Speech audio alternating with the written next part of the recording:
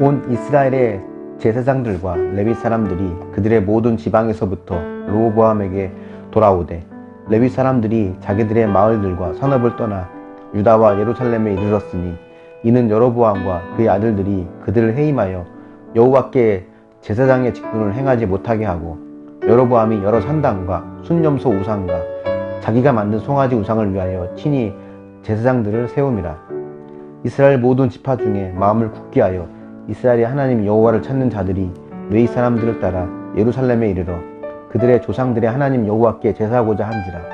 그러므로 3년 동안 유다 나라를 도와 솔로몬의 아들 르호보암을 강성하게 하였으니 이는 무리가 3년 동안을 다윗과 솔로몬의 길로 행하였음이더라. 르호보암이 다윗의 아들 여리못의 딸 마할랏을 아내로 삼았으니 마할랏은 이새의 아들 엘리압의 딸 아비하일의 소생이라. 그가 아들들 곧 여우스와 스마랴와 사함을 낳았으며 그 후에 압살롬의 딸 마아가에게 장가 들었더니 그가 아비야와 아떼와 시사와 슬로밋을 낳았더라. 르호보암은 아내 18명과 첩 60명을 거느려 아들 28명과 딸 60명을 낳았으나 압살롬의 딸 마아가를 모든 처첩보다 더 사랑하여 르호보암은 마아가의 아들 아비야를 후계자로 세웠으니 이는 그의 형제들 가운데 지도자로 삼아 왕으로 세우고자 함이었더라. 르호보암이 지혜롭게 행하여 그의 모든 아들을 유다와 베냐민의 온 땅 모든 견고한 성읍에 흩어 살게 하고 양식을 후히 주고 아내를 많이 구하여 주었더라. 아멘. 남과 북이 나누어진 이스라엘은 이제 서로 완전한 독립국가로 자리를 잡습니다. 그렇다고 해서 지금 우리나라처럼 완전히 단절된 상태를 의미하지는 않습니다.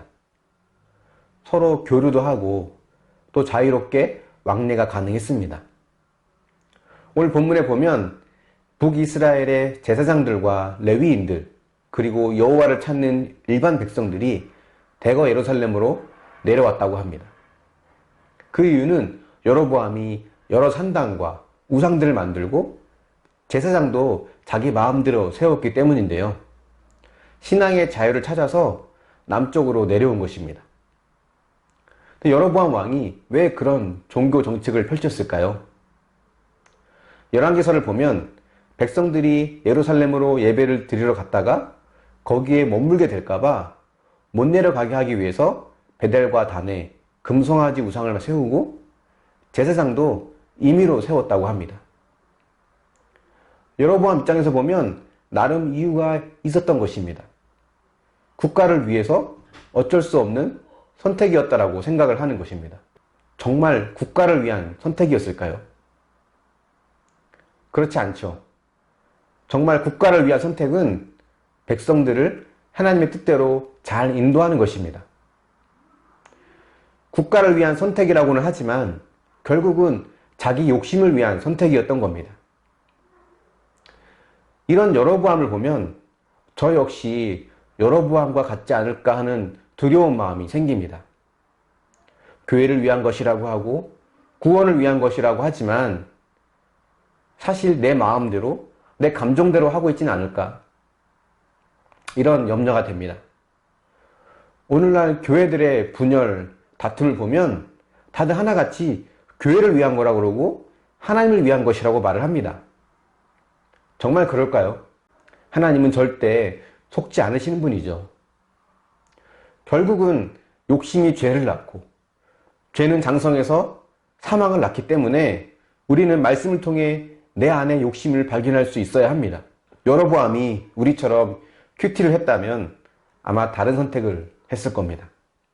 남유다의 르호보암은 북이스라엘에서 내려온 제사장, 레위인, 또 일반 백성들을 통해서 강성해지는 시기를 경험합니다. 하나님께서 남유다와 르호보암 왕에게 회복의 기회를 주신 거죠. 17절에 보면 3년 동안 강성하게 되었다라고 하는데 왜 3년뿐이었을까요? 안타깝게도 르호보암 왕은 이 기회를 잘 살리지 못한 것 같습니다.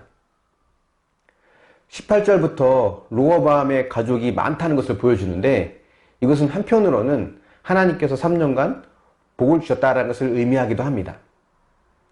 자녀가 많은 것은 하나님께서 주신 복으로 인식이 되었거든요.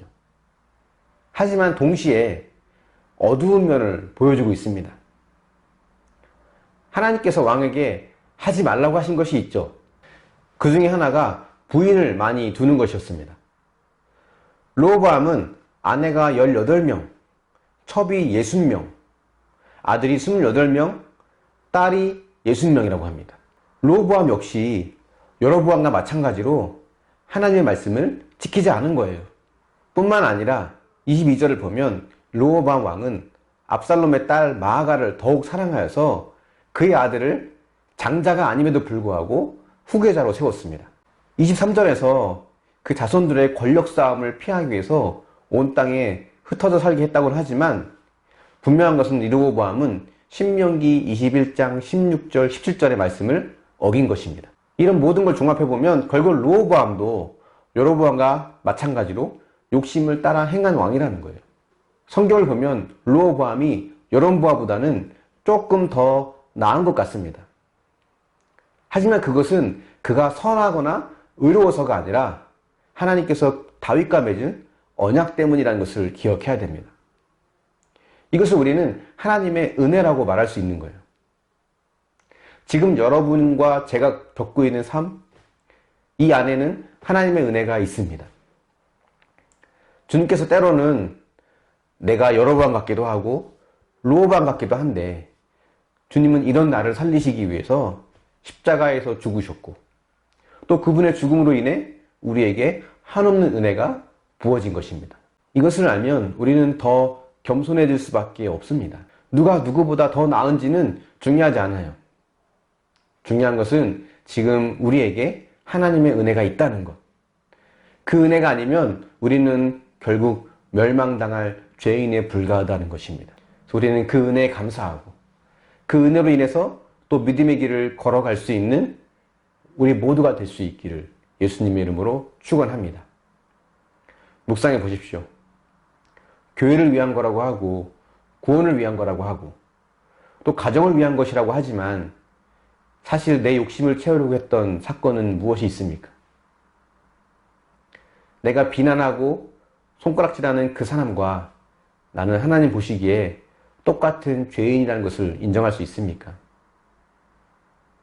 지금까지 하나님께서 저와 여러분에게 주신 은혜는 무엇이 있을까요?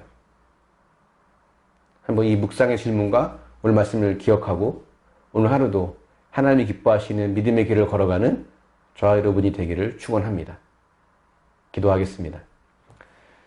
사랑의 하나님, 지금 우리의 삶 속에 하나님의 은혜가 있음을 우리가 인정하고 또 그 은혜에 따라서 믿음의 길을 걸어갈 수 있길 원합니다.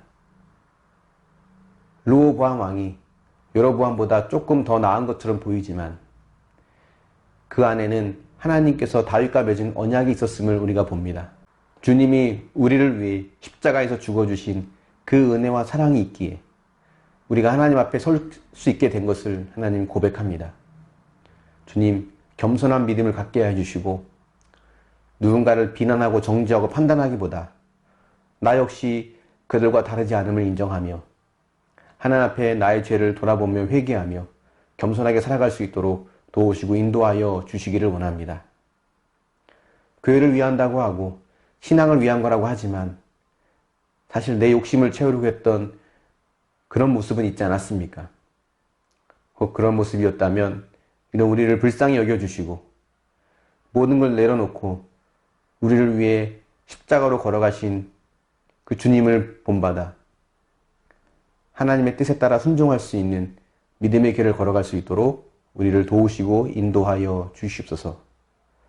감사드리며 예수님의 이름으로 기도합니다. 아멘.